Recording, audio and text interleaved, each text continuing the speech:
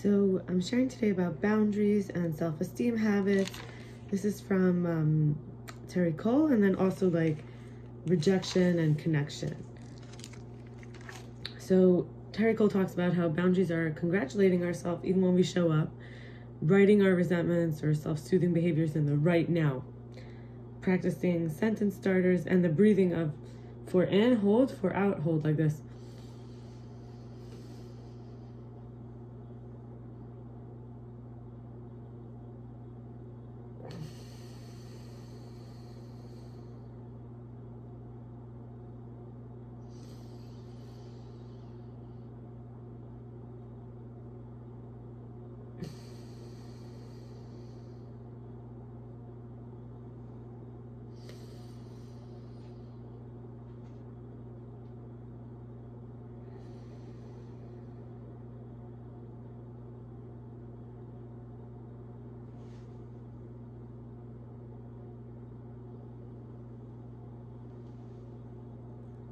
There's almost nothing to say about it. It's so like balancing and aligning.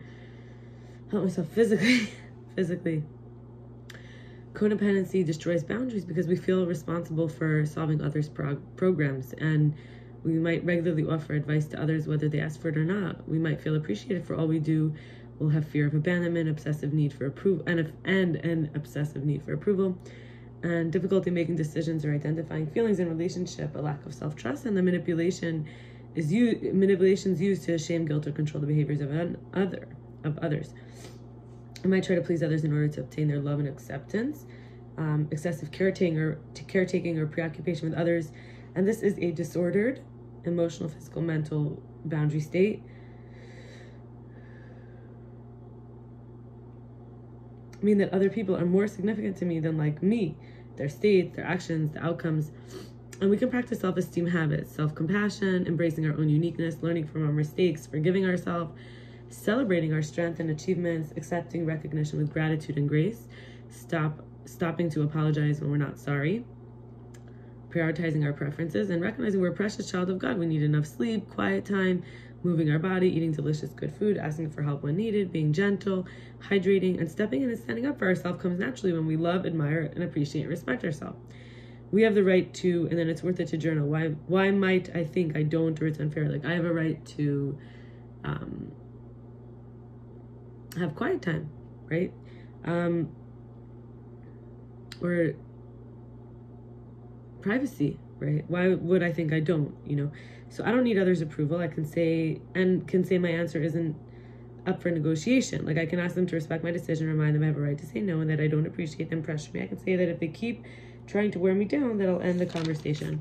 And so that's all from Terri, but I want to share now about what rejection and connection. So being connected to myself is writing about life and anything, telling truths about myself I haven't altered in any way for someone else to consume, taking the blame off others, community, morning routines, eating only the right amount of hunger matching fuel, food,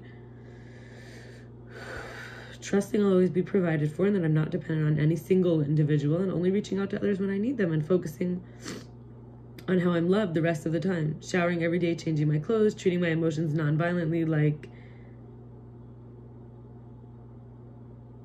a baby, really.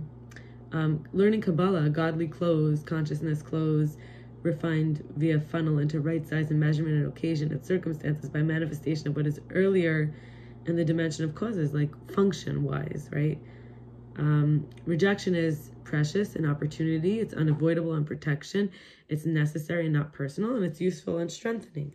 It triggers my anxious avoidant attachment style and can lead to OCD, a self-fulfilling prophecy, and is redirection, protection, recalibration. It's like gutters in the bowling. It makes sure we don't go the wrong way.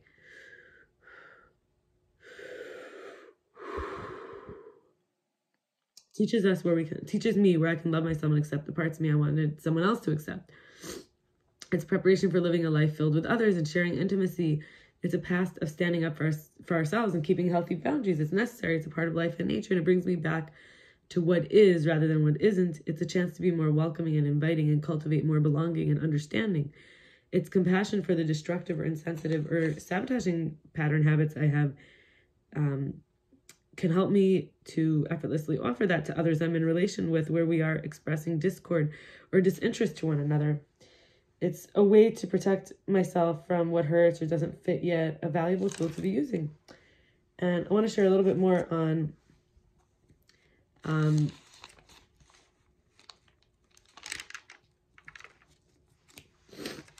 as a family member in my family, like as a flashback I had, I wasn't perfect. I never will be more perfect or less perfect. I'm nitpicking and perfectionist, and I don't let things go. I hold grudges, dehumanizing people, discarding people. I use them and mislead them for money or company. This is, like I mentioned, a flashback, and I wrote this years ago. So I'm not talking about how I see myself now or recently, but the pattern. I wrote, I don't see myself clearly often. How could I see them? Fear of failure is very strong with me. I don't want to let my hair down and look stupid or be rejected. I'm stingy, competitive, constantly challenging them, insecure about my worth, and gossiping and turning people against each other, displacing and jealous with attention and focusing on the negative and potential problems, and greedy and don't think to check on others or share with them, and lazy and distracted and living in a land of make-believe, and emotional and needy and pushy and aggressive and blocking intimacy by focusing on the narrative that no one loves me and no one shows they care and I'm alone. And then blessings. My blessings that I wrote. So as I arrive in the present state, that I'm in God's image and I wrestle and embrace God in all struggles and awareness, and the obligation for those who need clothes, and straighten me when I'm bent, and spread dry earth with water. This is the blessings that we say to God every day in the morning. You make me firm in my steps. You give me all I need, and you give Israel, me, strength. You made a conscious being. You give endurance to the weary, and you crown me with glory, and remove sleep from my eyes and slumber from my eyelids, for being there when no one else was. And what do we learn from Moshe? The sword is a sharpening tailor for the communication, gentle or incising the words, right? Dew versus rain. How much can we receive? So in the winter, we need more. We pray for rain. In the summer, we need less. We pray for dew. This is romemu class that I learned from in romemu. Preparation is using love versus violence. Sorry, not preparation. Reparation. I like to think of repair as to make the pair again. P-A-I-R. Even though it's like to repair is to repair them, like to make the loose ends connect again. A prophet versus those who doubt is the space between vision for a new world and walking in it. And Moshe died with the kiss of God. And the solidity and the eternality that Moshe represents is like, God is my rock. And I'll stop here and wish you a beautiful night. I'm about to record another video on behalf of Friday, because it's very late here. It's already after midnight, for the Sabbath, because tomorrow's a shorter day and I don't want to rely on having time when I might not. Okay, bye.